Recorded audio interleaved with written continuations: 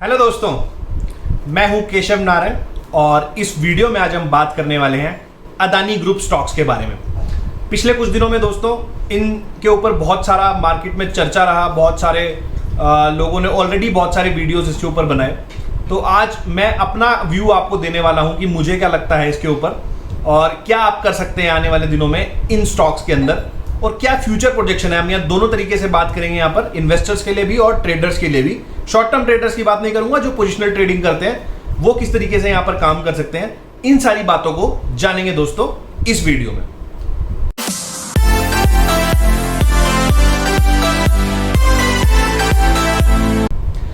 तो दोस्तों स्टार्ट करते हैं। सबसे पहले अदानी ग्रुप स्टॉक्स के बारे में थोड़ा सा एकदम पहले ब्रीफ समझ लेते हैं इनका कि क्या बिजनेस है इनका, क्या करते हैं और किस तरीके से पूरी हिस्ट्री इसके बारे में समझ लेते हैं। थोड़ी फंडामेंटल हिस्ट्री मैं आपको बता देता हूं। तो दोस्तों अदानी ग्रुप की अगर मैं बात करें, जैसा आपको पता है इसके जो मेन कर्ता धर्ता है दैट इज गौतम अडानी, उन्होंने ये पूरा ग्रुप हैंडल करते हैं। और टोटल इनका जब अगर हम हिस्ट्री के अंदर जाएंगे तो बिजनेस स्टार्ट हुआ था 1988 के अंदर और शुरू में ये लोग कमोडिटी ट्रेडिंग के अंदर थे, जहां पहली जो इनकी कंपनी थी दैट इज अदानी एक्सपोर्ट, जो आज हम देखते हैं अदानी एंटरप्राइजेज के नाम से। पहले यही कंपनी अदानी एक्सपोर्ट के नाम से होती थी, जिसका बाद में नाम बदल के कर दिया गया अदानी एंटरप्राइजेस।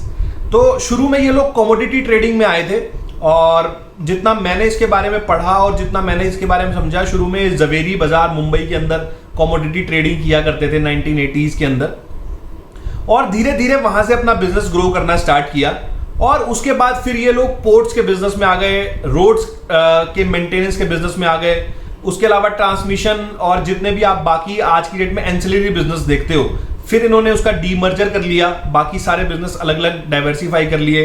अदानी पोर्ट्स अलग कर लिया, अदानी ट्रांसमिशन अलग कर लिया, पावर, टोटल गैस। तो ये सारा टोटल ग्रुप ऑफ स्टॉक्स हो जाता है 6, जो इनके अलग सब्सिडरी है। लेकिन जो इसके अंदर मेन होल्डिंग कंपनी है वो हमारा अदानी एंटरप्राइजेज है, जिसके अंदर से सारे बिजनेसेस निकले। तो दोस्तों आई होप आपको ये चीज क्लियर हो गई होगी कि आप ब्रीफ बैकग्राउंड था बिजनेसेस के बारे में। तो आज की डेट में अगर हम 2021 में देखते हैं तो ये सिर्फ और सिर्फ अब पोर्ट्स के बिजनेस या कमोडिटी बिजनेस तक नहीं है, अब ये बहुत सारे नए बिजनेस 7-8 नए बिजनेसेस में आ चुके हैं।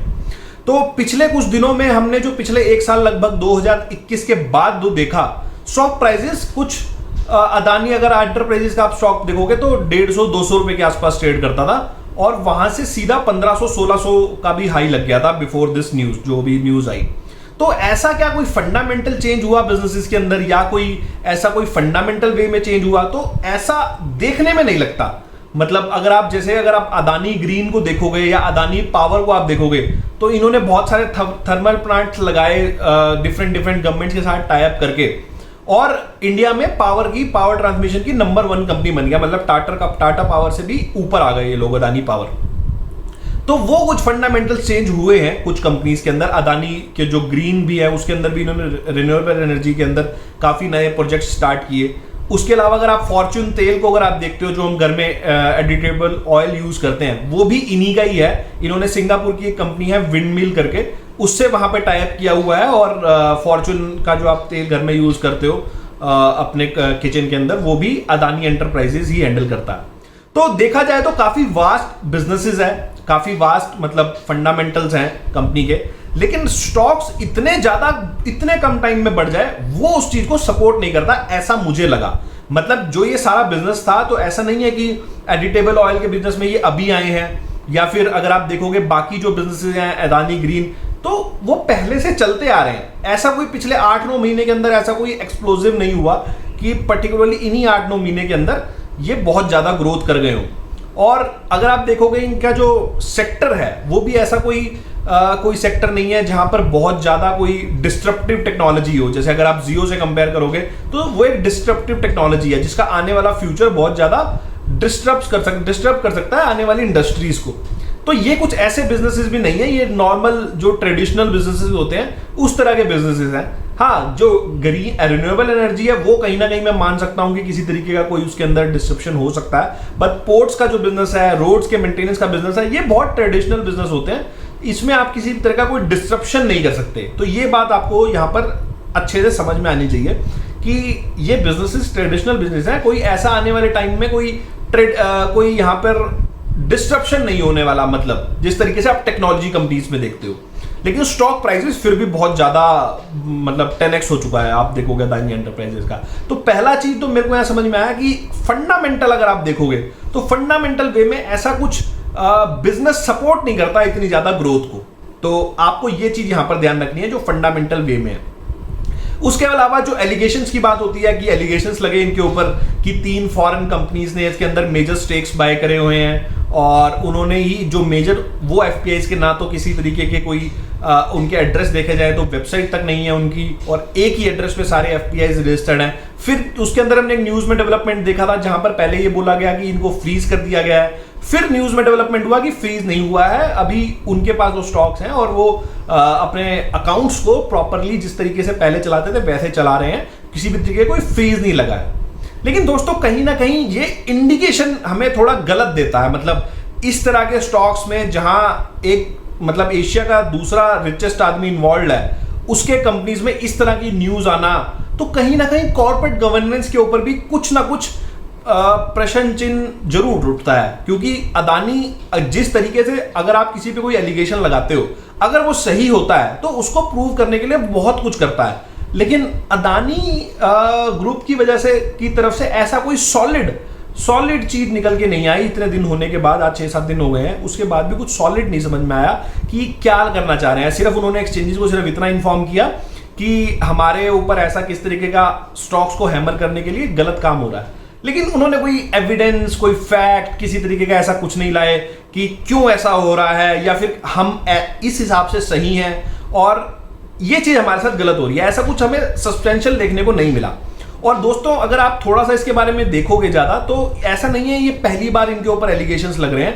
पहले भी मैंने देखा 2017-18 के अंदर इनको ईडी की तरफ से भी नोटिस आए हुए हैं, और कुछ इसी तरीके की हवाला ट्रांजेक्शंस के ऊपर भी कुछ ना कुछ ऐसा चलता रहता है इनके साथ। ऐसा नहीं है ये पहली बार ऐसा हो रहा है। तो जो लोगों ने पहले इनके अंदर इन्वेस्ट किया है, मतलब ये सब इंसिडेंट्स होने से पहले इन्वेस्ट किया है, तो उनको ये बात पता होनी चाहिए, या अगर आपने नहीं पता तो अब आप एक बार इसको पता कर लो। जब आपने तब इन्वेस्टमेंट किया था तब आपको पता होना चाहिए था कि पहले भी इन पे ये एलिगेशंस लगे हैं, ये कोई पहली बार नहीं है कि ऐसे एलिगेशंस लग रहे हैं। तो दोस्तों फंडामेंटल वे में अगर आप देखें तो एक कॉशन हमें देखना पड़ेगा यहां पर, क्योंकि स्टॉक्स बहुत ज्यादा एकदम से बढ़ गए, और ऐसा तभी हो सकता है जब कोई मेजर पैसा स्टॉक के अंदर डाल रहा हो, तभी ऐसा इतना ज्यादा पॉसिबल है, नहीं तो फंडामेंटल वे में देखोगे तो ऐसी ग्रोथ सपोर्ट नहीं करती है।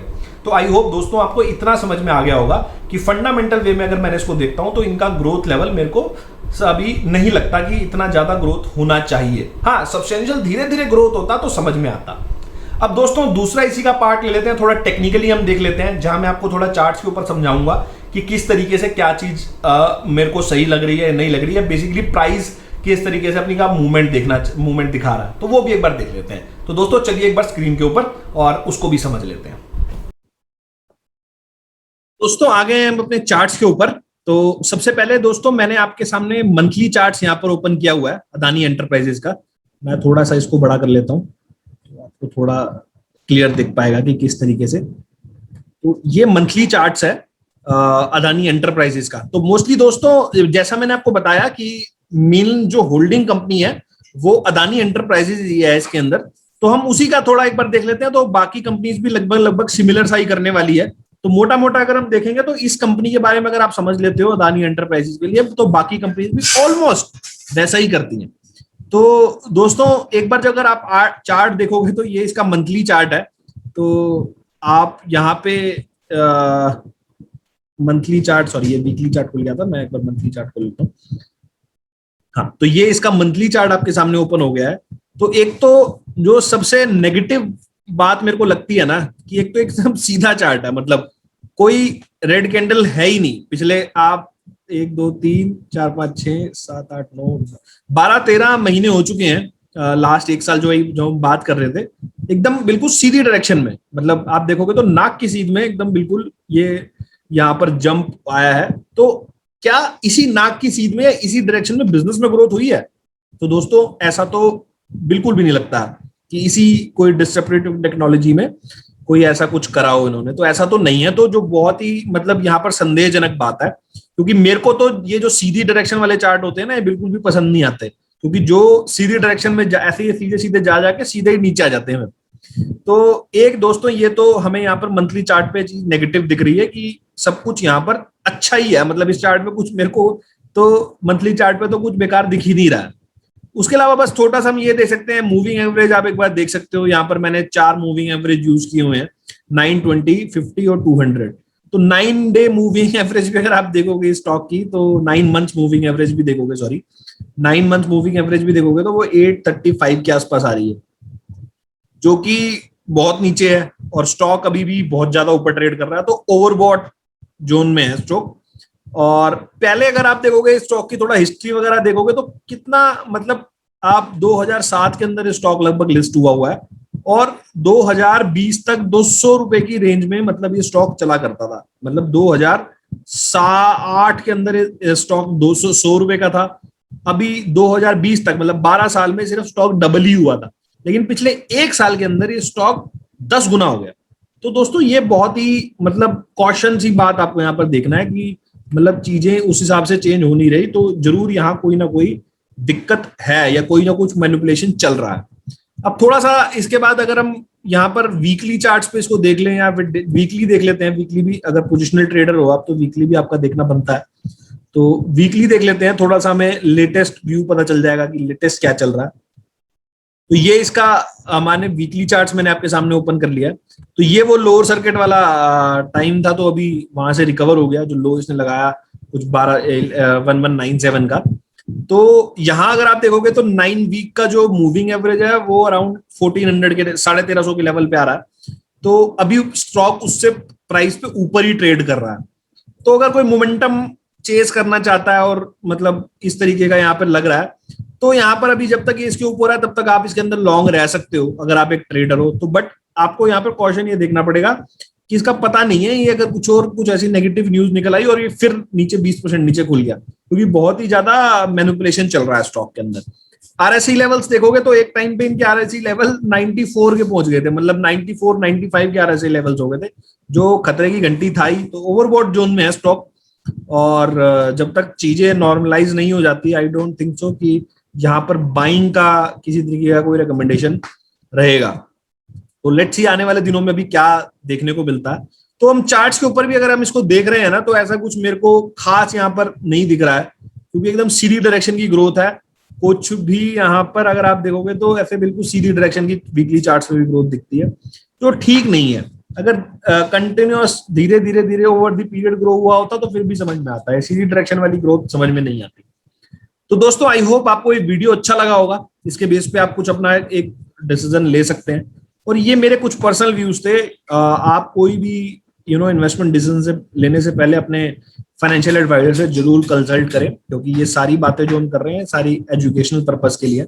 और इस तरीके की और भी वीडियोस मैं बनाता रहूंगा। अगर आपको कुछ डाउट है तो मेरे को कमेंट सेक्शन में लिख के बताएं, और चैनल को जरूर लाइक शेयर कर लें और वीडियो को जरूर ध्यान से लाइक कर लें, ताकि इस तरीके की अपडेट्स आपको मिलते रहे। चलिए दोस्तों, इस वीडियो में हम इतना ही बात करेंगे। मिलते हैं आपसे किसी और वीडियो में इसी तरह के कुछ इंटरेस्टिंग टॉपिक के साथ। ओके दोस्तों, बाय बाय, नमस्कार।